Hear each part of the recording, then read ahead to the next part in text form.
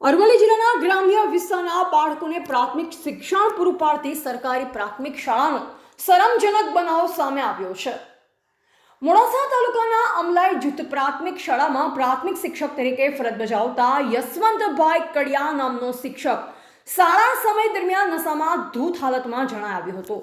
ધોરણ 1ના બાળકોને અભ્યાસની સાથે સંસ્કાર સિંચનની જેના માથે જવાબદારી છે તેવો આ શિક્ષક વર્ગખંડમાં ખુરશીમાં લથડી પડેલ હાલતમાં જણાઈ આવતા શાળાના શિક્ષકો તેમજ બાળકો પણ ગભરાઈ ગયા હતા।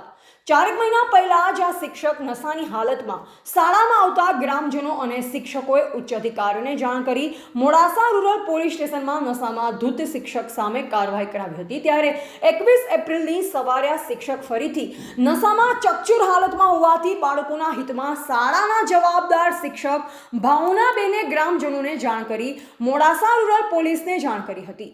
પોલીસની 112 ટીમ આ તાત્કાલિક અમલાઈ જૂથ પ્રાથમિક શાળામાં પહોંચી વર્ગખંડમાં ખુરશી પર નશામાં લથડી પડેલ શિક્ષકની અટકાયત કરી હતી।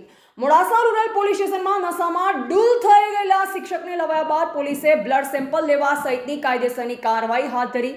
શિક્ષક યશવંત કુમાર મોહનલાલ કડિયા વિરુદ્ધ પોલીસ ફરિયાદ નોંધાવવા તજવીજ હાથ ધરી હતી। ગત તારીખ 20/1/2026ના રોજ પણ આ શિક્ષક નશાની હાલતમાં મળી આવ્યા બાદ ફરીથી આજે આ શિક્ષક હમ નહીં સુધરેંગેના સૂત્રને સાચું સાબિત કરતો મળી આવ્યો છે। ત્યારે બાળકોના શિક્ષણ માટે કાગળ પર સુફિયાણી વાતો કરતું જિલ્લા અને તાલુકા પ્રાથમિક શિક્ષણ વિભાગ દાખલારૂપ કાર્યવાહી કરશે કે પછી કુલડીમાં ગોળ ભાંગશે।